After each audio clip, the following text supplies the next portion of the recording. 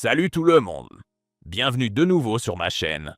Aujourd'hui, nous allons explorer des choses intéressantes et captivantes. N'oubliez pas de liker et de vous abonner pour ne manquer aucune nouvelle vidéo. Alors, c'est parti! Salut les amis. L'histoire d'aujourd'hui s'intitule « J'ai subi une opération et j'étais en pleine convalescence. Mais ma fiancée est allée faire la fête avec son meilleur ami. Alors j'ai annulé le mariage, rendu la bague et je l'ai mise dehors. Des mois plus tard, elle est revenue en sanglots. Bon, les gars. Voilà ce qui s'est passé. J'ai 32 ans, je suis électricien de ligne pour la compagnie d'électricité, je travaille sur les lignes à haute tension depuis 8 ans. Bon salaire, avantage correct, mais ce boulot peut te tomber dessus quand tu t'y attends le moins. Il y a 3 mois, je l'ai appris à mes dépens quand le boîtier d'un transformateur a cédé, et j'ai fait une chute de près de 5 mètres sur du béton. Résultat, l'épaule gauche pulvérisée, 3 côtes fracturées et une commotion cérébrale qui m'a fait voir double pendant 2 semaines. La chute s'est produite lors de ce qui devait être une intervention de maintenance de routine, un simple remplacement de fusible grillé. Le temps était parfait, le matériel semblait en bon état, mais le support de fixation était bien plus corrodé qu'il n'y paraissait. Dès que j'ai mis mon poids dessus, tout s'est effondré comme un biscuit sec. 5 mètres, ça n'a pas l'air énorme jusqu'au moment où tu tombes en arrière avec 18 kg d'équipement attaché au corps. Le harnais de sécurité m'a retenu, mais l'arrêt brutal m'a violemment tiré les épaules, au point que j'ai entendu un craquement avant même de ressentir la douleur. J'ai atterri lourdement sur la dalle en béton autour du transformateur, et tout est devenu noir pendant une dizaine de minutes. Mon chef d'équipe, Rick, m'a trouvé face contre terre, à peine conscient, marmonnant que je voyais tout en double. Les gars m'ont raconté plus tard que je n'arrêtais pas de demander si le fusible avait été installé, comme si mon cerveau était resté bloqué en mode automatique alors que j'étais complètement sonné. Rick a dit que j'avais l'air d'avoir été percuté par un camion, du sang qui coulait de mes oreilles, et mon bras gauche pendant à un angle bizarre qui donnait la nausée à tout le monde. La paperasse pour l'assurance accident du travail a été un cauchemar. 3 médecins différents, 2 experts d'assurance, et un inspecteur de sécurité de l'entreprise qui n'arrêtait pas de demander si j'avais bien respecté les protocoles. Rick m'a soutenu tout du long, s'assurant que je ne me fasse pas écraser par un bureaucrate cherchant à rejeter la faute sur une erreur humaine. L'entreprise rogne sur les inspections du matériel, m'a-t-il dit en privé. Cet accident, c'est leur faute, pas la tienne. Les ambulanciers ont dit que j'avais eu de la chance que le harnais fonctionne, sinon j'aurais eu des fractures partout. Le médecin des urgences était un vieux praticien qui avait vu son lot d'accidents de chantier, et il n'a pas édulcoré les choses. Votre épaule est en bouillie, a-t-il dit en regardant les radios. On parle de chirurgie reconstructive, 2 mois de rééducation, et il est possible que vous ne récupériez jamais toute votre amplitude de mouvement. L'opération a duré 4 heures. Ils ont dû reconstruire l'articulation avec des broches et des vis. Quand je me suis réveillé, j'avais l'impression que tout le haut de mon corps avait été démonté puis remonté par quelqu'un qui avait perdu le mode d'emploi. J'étais avec ma désormais ex-fiancée, Roxy, 29 ans, depuis 4 ans, fiancée depuis 8 mois. Avant mon accident, tout semblait aller plutôt bien. Je gagnais bien ma vie comme électricien confirmé. Elle travaillait à temps partiel dans les réseaux sociaux pour un studio de yoga, gagnant peut-être 25 000 $ par an quand tout allait bien. Quand on a emménagé ensemble il y a 2 ans, il était logique que je prenne en charge les grosses dépenses, puisque mon crédit n'était pas catastrophique et que j'avais un revenu stable. Je gagnais environ 85 000 $ par an avec les heures supplémentaires, tandis qu'elle gagnait à peine de quoi payer un loyer. Tout était à mon nom, le bail de notre bel appartement de 2 chambres, les charges, le crédit de sa Jeep Cherokee que j'avais co-signé, les téléphones, les assurances, tout. Elle participait aux courses et s'occupait de ses dépenses personnelles, ce qui n'était pas énorme puisque je finançais pratiquement son mode de vie. Rien que la Jeep me coûtait 400 $ par mois, mais elle avait besoin d'un véhicule fiable pour son boulot à temps partiel. Je pensais être un bon futur mari, construire quelque chose en vue du mariage, comme mon père me l'avait appris. Mais il y avait toujours ce drapeau rouge énorme que je continuais d'ignorer, son meilleur ami, Dorian. Il avait 30 ans, travaillait dans un job sans avenir dans un magasin de vélo, et se comportait comme s'il était en couple avec ma fiancée. Ils étaient meilleurs amis depuis l'université et, selon Roxy, leur lien était sacré et indestructible. Il avait accès à l'appartement comme s'il y vivait. Je rentrais après une journée de 12 heures à réparer des lignes après une tempête et je le trouvais affalé sur mon canapé, en train de boire mes boissons et de jouer à ma PlayStation. Quand j'ai parlé de limites, Roxy a dit que j'étais contrôlant. Le magasin de vélo où travaillait Dorian était de ces endroits branchés qui facturent 200 $ pour un simple réglage et prétendent sauver la planète en réparant les vélos de loisirs des riches. Il se vantait sans cesse d'être un expert du cyclisme et un défenseur des transports alternatifs, mais le type conduisait une Honda Civic cabossée et ne montait sur un vélo que quand il était payé pour ça. Mon pote Nat a vu clair dans ce jeu dès le début. Il m'a mis en garde contre Dorian dès leur première rencontre. Ce type marque son territoire, m'a-t-il dit après avoir vu Dorian réarranger les meubles de mon salon. La prochaine étape, c'est qu'il va pisser sur ton canapé pour le revendiquer. Il était toujours là. Les soirées en amoureux. Il débarquait ou appelait avec une urgence. Les week-ends tranquilles. Il envoyait des messages toutes les heures ou entrait sans prévenir. J'ai commencé à me sentir comme un invité chez moi, mais à chaque fois que j'en parlais, Roxy me sortait le discours sur mon insécurité. Ce qui me rendait fou, c'était la façon dont il s'appropriait mes affaires. J'achetais une caisse de bonnes boissons, et le lendemain la moitié avait disparu parce que Dorian était passé, traîné, avec Roxy. Ma manette de PlayStation montrait des signes d'usure à force de ses parties. Même mes recommandations Netflix étaient foutues parce qu'il regardait constamment ses documentaires indépendants bizarres et ses films étrangers sur mon compte. Voici ce qui m'a vraiment retourné le cerveau. À chaque désaccord, elle l'appelait immédiatement pour qu'il la soutienne. En pleine discussion, elle disait littéralement « Attends, je dois demander à Dorian ce qu'il en pense. » Pas sa sœur. Pas sa mère. Dorian. Toujours Dorian. Quand on a choisi la bague de fiançailles, il est venu pour aider Roxy à choisir quelque chose qu'elle aimerait. Quand on a visité des lieux de mariage, devine qui donnait son avis sur ce qui rendrait la journée parfaite pour Roxy. Le type planifiait pratiquement mon mariage avec ma fiancée pendant que je payais tout. Mes collègues l'avaient remarqué aussi. Ils me demandaient pourquoi je laissais un autre homme avoir autant d'accès à ma femme, mais je continuais à me convaincre que j'étais un compagnon mature et sûr de lui. Rick secouait juste la tête et disait « Frère, tu es beaucoup trop cool avec cette situation. » Nat était plus direct. « Tu paies les factures de cette fille pour qu'elle joue au couple avec un autre mec », m'a-t-il dit pendant une soirée poker. Ce n'est pas être sûr de soi. C'est être un sponsor. Oui. J'étais juste un idiot héroïque. Tous les signes étaient là. Mais je l'aimais et je pensais que le mariage remettrait naturellement ses priorités à leur place.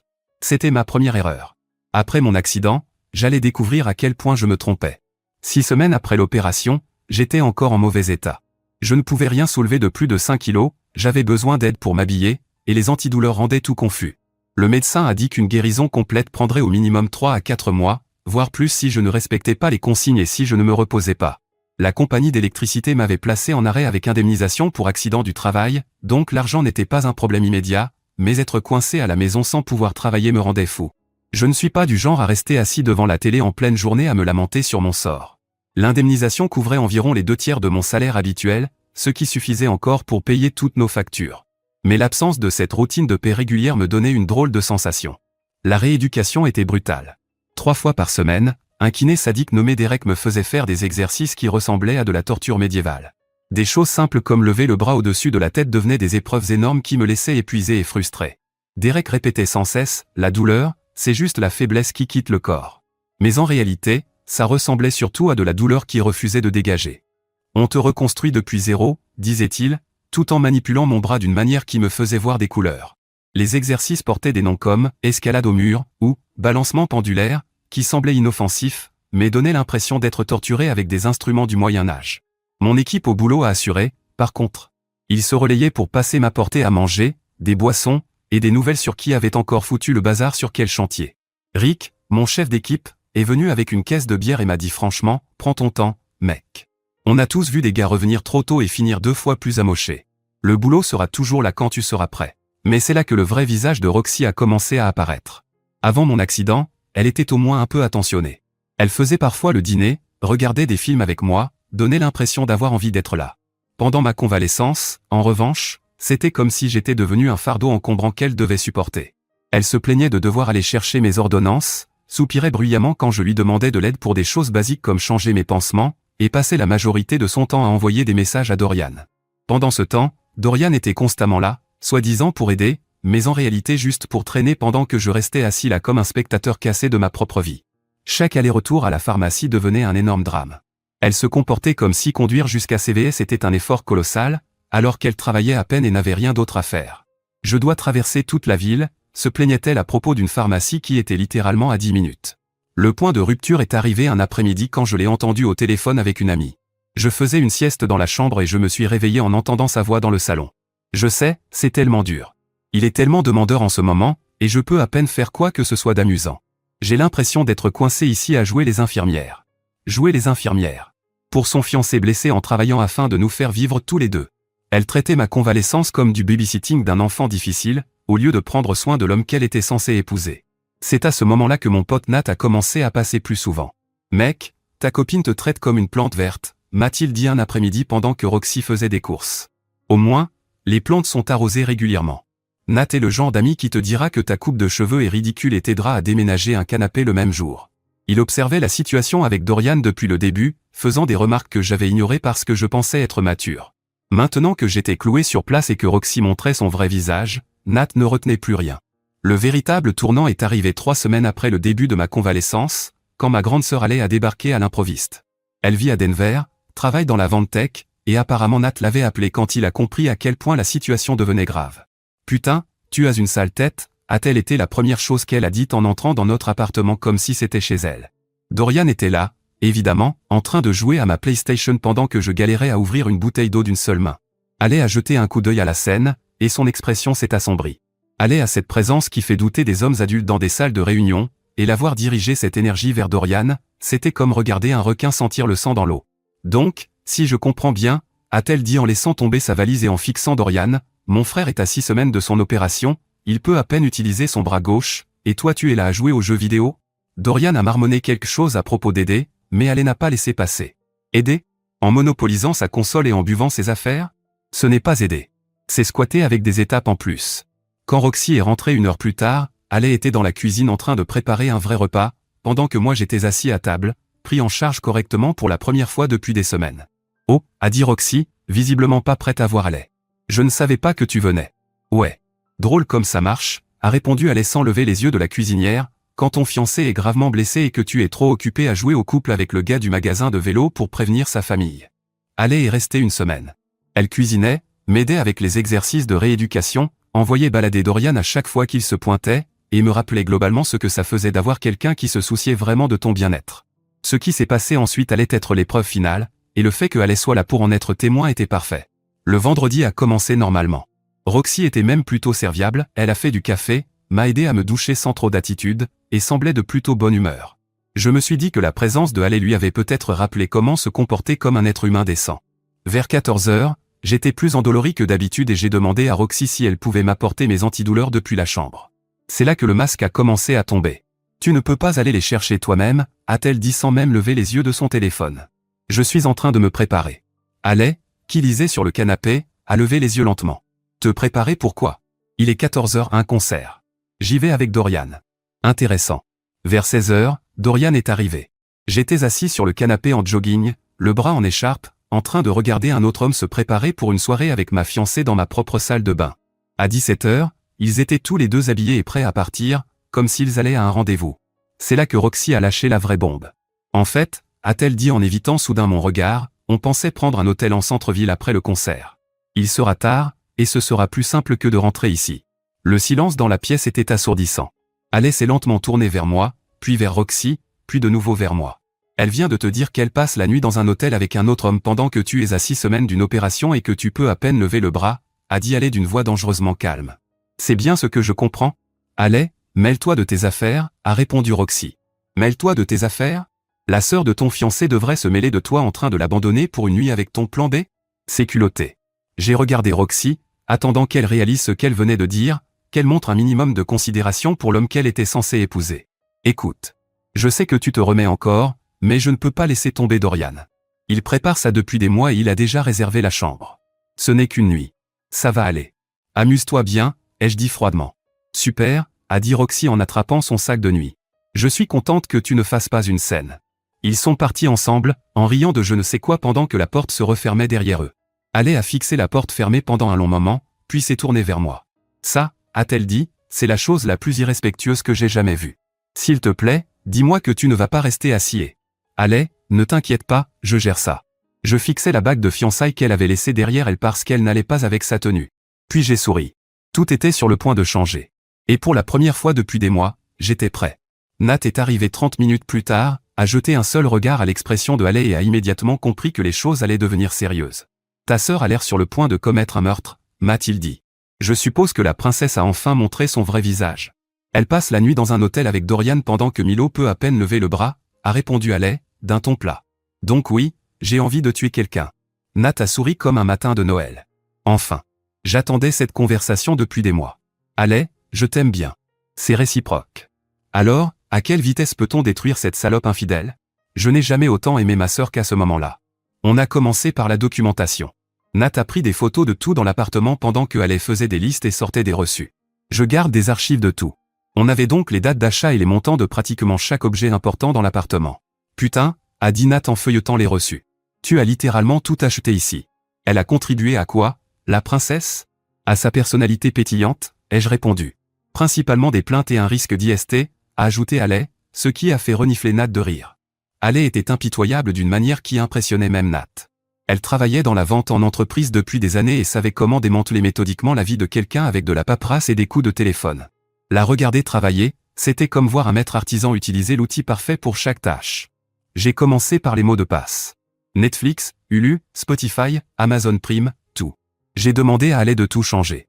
Services de streaming, réseaux sociaux, comptes bancaires en ligne, même le fichu mot de passe du Wi-Fi. Pendant qu'elle menait cette campagne de terre brûlée numérique, Nat et moi nous occupions du matériel. Le bail de l'appartement était le coût maître. Comme il était uniquement à mon nom, j'avais des options. Nat a sorti son téléphone et appelé son cousin Danny, qui travaillait dans la gestion immobilière. Ouais, j'ai besoin que tu m'expliques les procédures d'expulsion.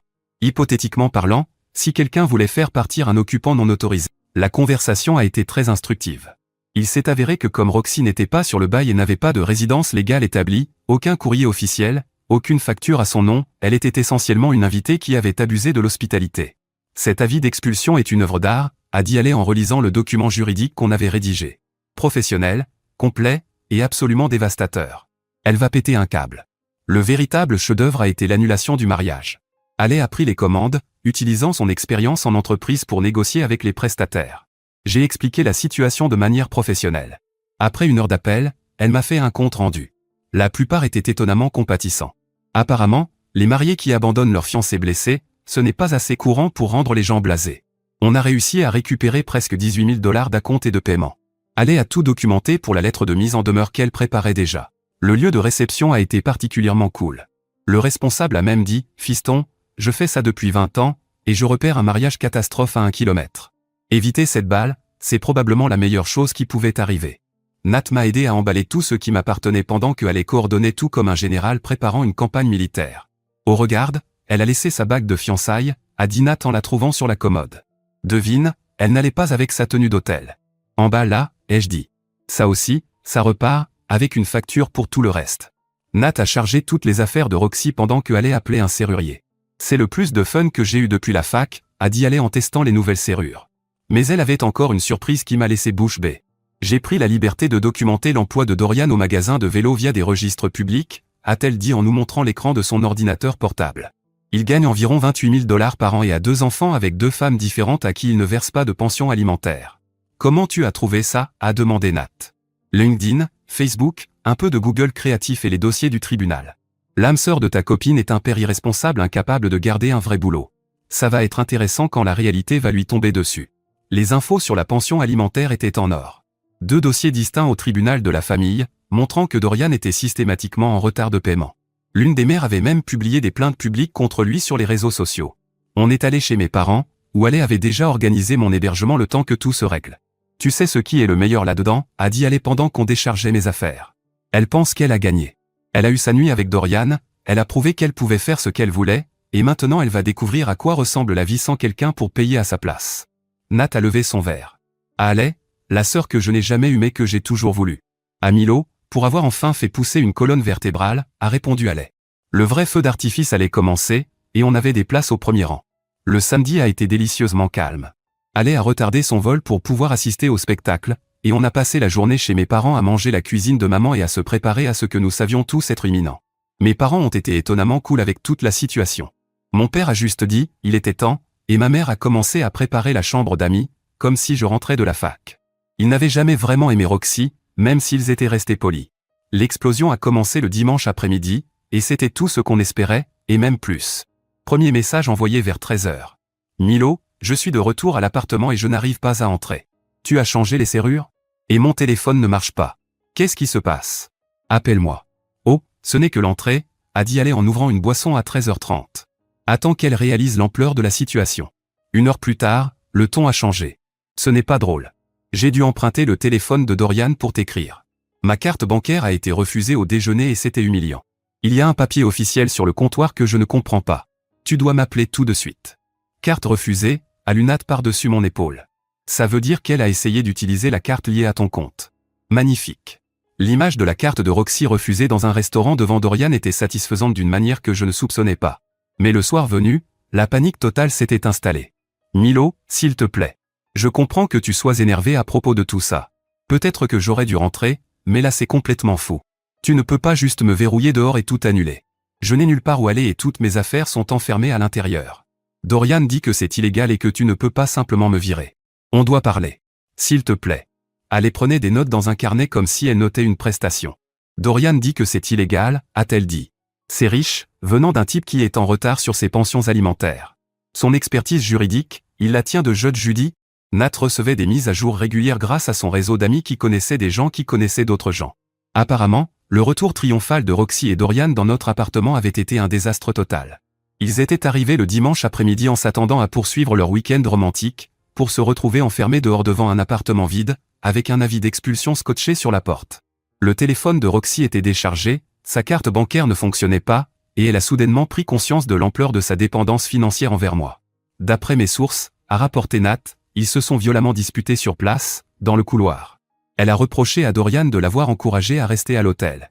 Lui l'a accusé d'avoir gâché une bonne situation en te rendant méfiant. Et ensuite, a demandé Haley, totalement investi dans le drama. Ensuite, Dorian l'a laissé là. Il a simplement pris ses affaires et est rentré chez lui en voiture, en lui disant qu'elle devait régler ses problèmes toute seule parce qu'il n'allait pas se mêler de ses soucis de logement. Le rire de Haley était franchement maléfique. C'est de la poésie. Le même type qui est allé partout sur les réseaux sociaux leur amitié vraie, n'a pas tenu une seule après-midi face à de vrais problèmes. Le lundi a amené un nouveau personnage dans ce feuilleton, Rebecca, l'amie toxique de Roxy. Elle m'a envoyé une série de messages haineux me traitant de contrôlant, de manipulateur et de psychologiquement abusif. Haley les a lus et a immédiatement sorti son téléphone. Oh non, certainement pas. Personne ne parle à mon frère comme ça. Attends, qu'est-ce que tu fais? J'apprends à cette connasse les bonnes manières. La réponse de Haley à Rebecca a été chirurgicale, salut Rebecca. Ici la sœur de Milo. J'étais présente quand ton ami a abandonné son fiancé blessé pour une chambre d'hôtel avec un autre homme. Puisque tu sembles confuse sur l'identité de la victime, je vais clarifier, ce n'est pas la trompeuse. Peut-être ferais-tu mieux d'aider ton ami à trouver un travail plutôt que d'envoyer des messages à son ex. Bisous. Rebecca s'est tue après ça, mais le drame ne faisait que commencer. Jeudi soir, j'étais chez mes parents en train d'aider mon père à réparer leur broyeur d'évier quand on a entendu des cris venant du jardin devant la maison. Par la fenêtre, on a vu Roxy remonter l'allée comme si elle menait une armée à elle toute seule. Milo, hurlait-elle en frappant à la porte d'entrée. Je sais que tu es là. Tu ne peux pas détruire ma vie et te cacher. Haley a ouvert la porte. Oh, regarde qui a décidé de se montrer. Espèce de salope. A craché Roxy. Tout est de ta faute. Surveille ton langage avant que je t'arrache la langue. Où est Milo? Dis-lui de sortir tout de suite. Non. Il va très bien. Elle s'est mise à hurler, m'insultant de toutes les façons possibles, et mon père a dû menacer d'appeler la police pour qu'elle finisse par partir. Le lendemain matin, j'ai reçu des messages de Dorian qui relevaient de la pure comédie, essayant de défendre Roxy et me traitant d'insécurisé. J'ai simplement répondu, elle est à toi maintenant. Félicitations. Il n'a jamais répondu. En revanche, les parents de Roxy, eux, ont réagi. Son père, Tom, a appelé pour s'excuser du comportement de sa fille, tandis que sa mère, Linda, tentait de lui trouver des excuses. Tom l'a coupé net. Linda, notre fille a abandonné son fiancé blessé pour un autre homme. Fin de la discussion.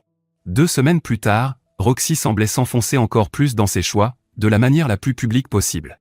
Elle et Dorian publiaient sans arrêt sur les réseaux sociaux à propos de leur amour véritable, essayant de transformer son infidélité en grande histoire romantique. Les publications devenaient de plus en plus désespérées chaque jour. Enfin trouvé mon âme sœur, légendes accompagnées de sourires forcés. Le véritable amour triomphe de tout, sous des photos qui semblaient de plus en plus mises en scène. Même leurs amis commençaient à réagir avec confusion et des émojis sceptiques. Cette campagne sur les réseaux sociaux s'est retournée contre eux de façon spectaculaire. Famille et amis voyaient clair dans leur jeu, surtout quand son propre père a commenté « Drôle de timing pour le véritable amour », juste après avoir abandonné ton fiancé blessé. Pendant ce temps, Nat préparait sa propre vengeance, et elle était diabolique. Et, Milo, tu te souviens quand Dorian utilisait tout le temps ta PlayStation? M'a-t-il demandé avec un sourire qui m'a rendu nerveux. Ouais, pourquoi? Disons que j'ai fait un truc pendant qu'on emballait tes affaires. Il a sorti son téléphone et m'a montré des captures d'écran. Je me suis connecté à ton compte PSN sur son profil et j'ai acheté pour environ $800 de jeux et de DLC. Nat, bordel, qu'est-ce que tu fous? Détends-toi. J'ai utilisé les infos de la carte bancaire de Roxy qui était enregistrée sur ton compte. Il avait utilisé la carte de Roxy pour acheter environ $800 de jeux et d'abonnements sur les comptes gaming de Dorian, des frais qui allaient continuer à tomber pendant des mois jusqu'à ce qu'elle comprenne comment les arrêter. Tu es diabolique, ai-je dit en riant. Je préfère dire créatif.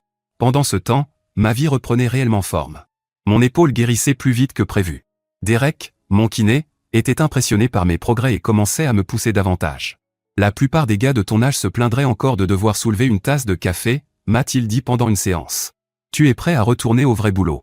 À la 10e semaine, j'ai été autorisé à reprendre en service léger. Rick m'a appelé personnellement pour m'annoncer qu'un poste de bureau s'était libéré à la répartition. Même salaire, horaire plus facile, et possibilité de retourner sur le terrain une fois complètement rétabli. Ce boulot était parfait pour mon état d'esprit. Je coordonnais les équipes, gérais les urgences, et empêchais les autres de faire n'importe quoi. Ça faisait du bien de me sentir utile à nouveau, même sans grimper au pylône. La recherche d'une maison est devenue ma nouvelle obsession. Après des années de location et à financer le mode de vie de quelqu'un d'autre, l'idée de construire un vrai patrimoine était grisante. Mon crédit était bon, j'avais des économies correctes, et le marché immobilier commençait enfin à proposer des biens dans mon budget. C'était une maison de plein pied de 110 mètres carrés dans un quartier correct, construite dans les années 80 mais bien entretenue. 2 chambres, un garage, un petit jardin, et surtout, à moi. Chaque mensualité allait dans quelque chose que je possédais réellement, au lieu d'entretenir la vie de quelqu'un d'autre. Nat m'a aidé à emménager et a immédiatement revendiqué la 2e chambre comme point de chute quand sa copine le mettrait à la porte. Cette maison a de bonnes ondes, a-t-il dit en testant mon nouveau fauteuil inclinable. Pas de vibrations toxiques, pas de loser de magasin de vélo, juste un homme dans son territoire. La maison avait aussi un atelier dans le garage. J'ai commencé à réparer de petits moteurs pendant mon temps libre, tondeuse, générateur, tout ce qui avait besoin d'être remis en état. C'était incroyablement thérapeutique, et en plus je gagnais un peu d'argent en revendant du matériel remis à neuf sur Craigslist. Côté rencontre, tout s'est fait naturellement. Je ne cherchais rien, mais quand tu n'es plus attaché au drama et que ta vie est en ordre, ça se remarque. Il y a eu Lisa, qui habitait 3 rues plus loin. On s'est rencontrés dans un magasin de bricolage alors qu'elle essayait de comprendre pourquoi son générateur ne démarrait pas. Je l'ai réparé dans son allée en 10 minutes, et elle a insisté pour m'inviter à dîner en guise de paiement. On est sortis ensemble de façon décontractée pendant environ 1 mois. Rien de sérieux, juste quelqu'un de cool, avec son propre logement, son boulot, et aucun goût pour le chaos. Quand ça s'est terminé naturellement, on est restés amis. Le travail allait si bien que Rick a commencé à évoquer une promotion au poste de chef d'équipe une fois que je serais totalement rétabli. Mes parents étaient ravis de voir comment tout se mettait en place. Ma mère continuait d'apporter des plats faits maison pour m'aider à m'installer, mais en réalité, elle voulait surtout me voir heureux à nouveau. Mon père passait pour voir mes projets dans l'atelier et affichait fièrement sa satisfaction de voir que son fils avait appris à être un adulte. Sans le stress constant d'une relation toxique et les problèmes de quelqu'un d'autre à gérer, je dormais enfin toute la nuit pour la première fois depuis des années. Les seuls rappels de l'histoire avec Roxy venaient des rares nouvelles partagées par des amis communs. Apparemment, elle et Dorian avaient des problèmes d'argent, se disputaient constamment, et leur présence sur les réseaux sociaux était passée du désespoir au silence total. Elle a demandé à Rebecca de tes nouvelles la semaine dernière, m'a rapporté aller lors d'un de nos appels du dimanche. Elle voulait savoir si tu fréquentais quelqu'un, et qu'est-ce que Rebecca lui a répondu? Que ça ne la regardait pas et qu'elle ferait mieux de se concentrer sur son propre désastre au lieu d'espionner son ex. Au bout de 3 mois, ma vie s'était installée dans une routine confortable que je ne réalisais même pas m'avoir manqué. Le travail, les projets dans la maison, les barbecues du week-end avec de vrais amis, et une tolérance zéro pour les conneries de qui que ce soit. C'est à ce moment-là que l'univers a décidé de me rappeler que certaines histoires ne se terminent pas proprement. J'étais chez moi quand elle est arrivée sans prévenir, un mardi soir. Nat était là, en train de m'aider à installer un nouvel ouvre-porte de garage, et on a tous les deux entendu ce coup frappé hésitant, qui ne ressemblait en rien à la femme surdelle que j'avais connue. Elle avait l'air mal en point, vraiment mal, cheveux sales, vêtements usés, et cette posture abattue qui m'aurait fait de la peine si je n'avais pas su mieux. « Milo » a-t-elle dit quand j'ai ouvert la porte, « j'ai besoin de te parler, s'il te plaît. » Nat a jeté un coup d'œil à la scène et a dit « Je vais être dans le garage à faire semblant de ne pas entendre ce désastre ambulant. » Ce qui m'a fait sourire malgré tout. Ce qu'elle m'a dit ensuite était à la fois choquant et totalement prévisible. « Je suis enceinte » a-t-elle lâché, sans même essayer d'y aller doucement. Je l'ai simplement regardée. « Félicitations. Pourquoi tu me dis ça ?» C'est laquelle s'est effondrée en larmes. Les pleurs moches, désespérés, de quelqu'un dont le monde entier vient de s'écrouler. C'est celui de Dorian, sanglotait-elle. Mais il ne veut pas. Il dit que ce n'est pas son problème. Surprenant. Nat est apparue dans l'embrasure de la porte au moment parfait. Elle vient de dire ce que je crois qu'elle a dit? Ouais. L'ironie était parfaite. Dorian, le même type qui postait partout sur leur amour véritable et leur relation destinée à durer, avait pris la fuite dès que la moindre responsabilité réelle était apparue. Oh, c'est délicieux, a dit Nat, sans même cacher son amusement. Puis est venue la partie qui m'a donné la chair de poule. Je sais que tu es en colère, mais ce bébé a besoin d'un père. Tu es un homme bien, Milo. Tu pourrais être le père dont cet enfant a besoin. On pourrait faire en sorte que ça marche. J'ai appris de mes erreurs, je te le jure. L'audace était sidérante. Elle me demandait d'élever l'enfant d'un autre homme, précisément l'enfant de l'homme qu'elle avait choisi à ma place pendant que je me remettais d'une opération. Attends, que je comprenne bien, ai-je dit, tandis que Nat se rapprochait, sentant que quelque chose de bon arrivait. Tu m'as trompé avec Dorian, tu es tombée enceinte de lui, et maintenant qu'il t'a laissé tomber, tu veux que je prenne le relais et que je joue au papa pour son gamin? Ce ne serait pas comme ça, a-t-elle répondu vite. On serait une famille. Le bébé serait le nôtre. Nat a fait un bruit comme s'il s'étouffait avec sa salive. Madame, il faut reconnaître que vous avez un sacré culot. Elle m'avait abandonné au pire moment de ma vie pour Dorian, avait passé des mois à poster à propos de leur relation parfaite, et maintenant qu'il s'était révélé être exactement le loser que tout le monde connaissait, elle voulait que je nettoie le désastre. Tu en es à combien de mois? Ai-je demandé, plus par curiosité morbide qu'autre chose. 4 mois, a-t-elle murmuré. Ça voulait dire qu'elle était tombée enceinte à peu près au moment où elle postait ses photos d'âme sœur avec Dorian. Pendant que je gérais les conséquences de leur trahison, eux créaient ce nouveau problème. Non, ai-je dit simplement. S'il te plaît, Milo, je n'ai plus rien. Rebecca m'a mise dehors parce que je ne peux pas payer le loyer. Je dors dans ma voiture. Je n'ai nulle part où aller et aucun moyen de m'occuper d'un bébé. Tu as fait ton lit, littéralement, dans cette chambre d'hôtel. Maintenant, tu vas devoir t'y coucher, ai-je répondu froidement. Et ce bébé n'est pas de ma responsabilité. Appelle Dorian. Nat s'est avancé. Je pense qu'il est temps pour toi de partir. Elle nous a regardés tous les deux, a compris qu'aucune supplication ne fonctionnerait, et a finalement fait preuve d'un peu de dignité en s'en allant sans dire un mot de plus. Après son départ, Nat et moi nous sommes assis sur le porche avec quelques verres. Mec, ce n'est même pas du karma. C'est juste la sélection naturelle qui fonctionne exactement comme prévu. J'ai appelé Alec ce soir-là pour lui raconter ce qui s'était passé. Sa réaction a été immédiate et parfaite. Attends. Le même Dorian qui était son âme sœur et son grand amour l'a abandonnée quand elle est tombée enceinte? Yep. Alec est restée silencieuse un instant, puis s'est mise à rire. Milo, c'est la plus belle fin que j'ai jamais entendue. Elle a littéralement obtenu tout ce qu'elle a choisi, et rien de ce qu'elle voulait. La justice poétique était incroyable. Roxy avait tout misé sur le fait que Dorian était un meilleur choix que moi. Et la réalité avait appelé son bluff de la manière la plus définitive possible. Elle avait échangé une relation stable avec un homme qu'il aimait contre une aventure avec un loser incapable d'assumer la moindre responsabilité.